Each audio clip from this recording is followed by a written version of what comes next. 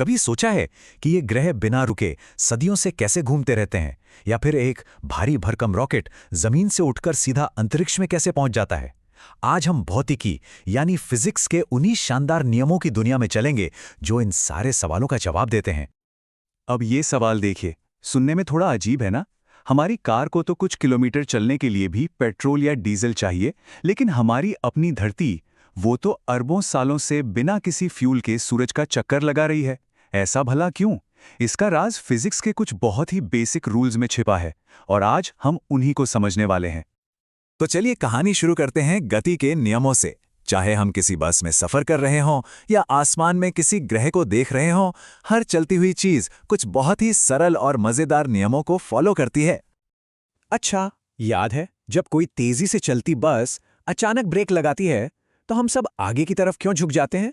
ये होता है जड़त्व यानी इनर्शिया की वजह से। हमारा शरीर जो बस के साथ चल रहा था वो चलते ही रहना चाहता है, भले ही बस रुक गई हो।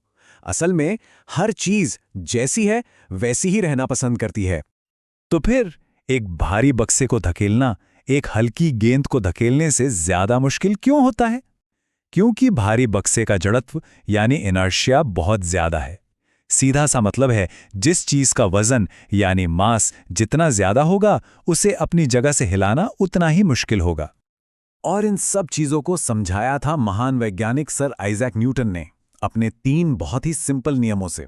पहला, चीजें आलसी होती हैं, जैसी हैं वैसी ही रहना चाहती हैं। दूसरा, उनकी हालत बदलने के लिए मतलब उन्हें चलाने या रोकने के लिए एक बाहरी फोर्स यानी बल की जरूरत होती है। और तीसरा, जो कि बहुत दिलचस्प है, हर एक्शन का एक बराबर और उल्टा रिएक्शन होता है। रॉकेट इसका सबसे बेहतरीन उदाहरण है। रॉकेट अपनी पूरी ताकत से गर्म गैसों को नीचे की तरफ धकेलता है, यह हुआ एक्शन, और बदले में वो गैसें रॉकेट को उतनी ही जोर से ऊपर की ओर धकेलती हैं, यह हुआ रिएक्शन। बस इसी एक सिंपल नियम की वजह से एक रॉकेट आसमान को छू पाता है। चलिए, गति को तो हमने समझ लिया, अब जरा उन अदृश्य मतलब इनविजिबल फोर्सेस को देखते हैं जो हमारे पूरे ब्रह्मांड को कंट्रोल करते हैं। ये वो ताकतें हैं जो हमें दिखाई तो नहीं देती, लेकिन हर जगह हर पल अपना काम कर रही हैं। इसमें सबसे पहला और सबसे जरूरी बल है गुरुत्वाकर्षण यानी ग्रेविटी। ये एक ऐसा कुदरती खिंचाव है जो हर वो चीज जिसमें वजन है वो दूसरी चीज को अपनी ओर खींचती है। जो चीज जितनी भारी होगी उसका खिंचाव उतना ही मजबूत होगा। बस यही वो वजह है कि सेब हमेशा नीचे गिरता है और हमारी पृथ्वी सूरज का चक्कर लगाती है।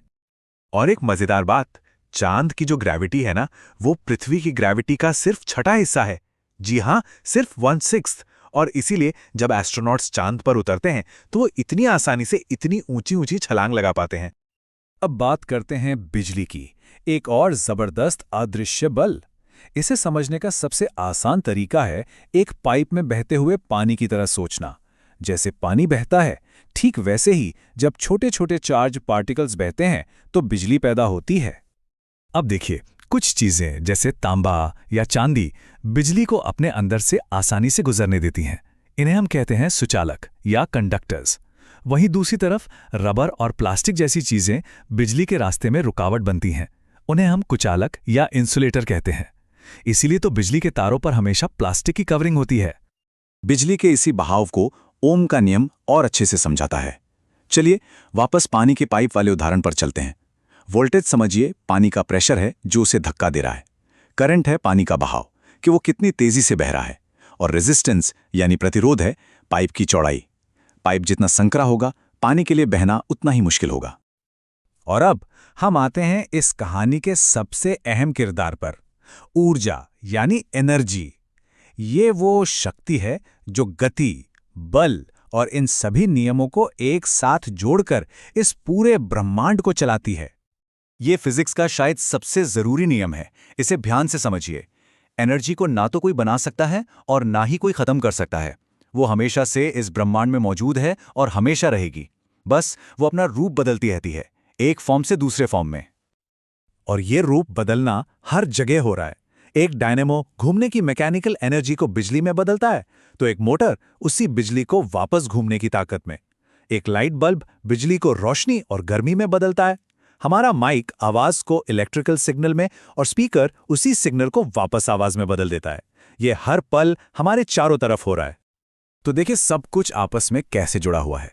बल यानी फोर्स की वजह से गति होती है और उस बल को लगाने की जो क्षमता होती है वही तो ऊर्जा है। गति, बल और ऊर्जा, असल में ये तीन ही हैं जो हमारे ब्रह्मांड की पूरी कहानी लिखते हैं। अब जाते जाते एक सवाल के साथ छोड़ते हैं। जरा कल्पना कीजिए कि अगर हम इंसानों के हाथ में ग्रेविटी को कंट्रोल करने की ताकत आ जाए तो क्या हमारे पास उड़ने वाली कारें होंगी? क्या हम एक ग्रह से दूसरे ग्रह पर चुटकियों में सफर कर पाएंगे? संभावनाएं तो अनंत हैं। इस बारे में सोचिएगा जरूर।